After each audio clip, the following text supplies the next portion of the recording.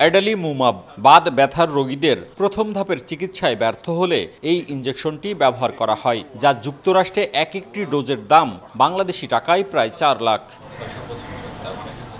শুক্রবার সকালে স্বেচ্ছাসেবী সংস্থা ডিরেক্ট রিলিফ ৩৬ কোটি টাকার এসব ইনজেকশন বিনামূল্যে দেয় রাজশাহী মেডিকেল কলেজ হাসপাতালকে।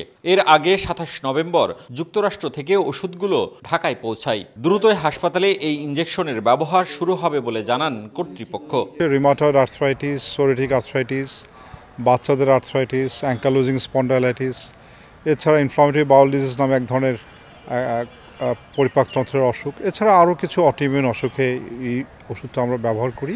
নির্দিষ্ট তাপমাত্রায় সংরক্ষণ করে ৯০০ ইনজেকশন ব্যবহার করা যাবে আগামী বছরের অক্টোবর পর্যন্ত। ২ থেকে ৮ ডিগ্রি তাপমাত্রায় সংরক্ষণ করতে হয়, এই জন্য আমরা ফ্রিজের মধ্যে রাখছি। টোটালে আমরা পেয়েছি ৯০০ পিস, একটা প্যাকেটের মধ্যে ২ পিস করে আছে। এর আগে প্রায় ১৭ কোটি টাকার হৃদরোগের ওষুধ পেয়েছিল রাজশাহী মেডিকেল কলেজ হাসপাতাল।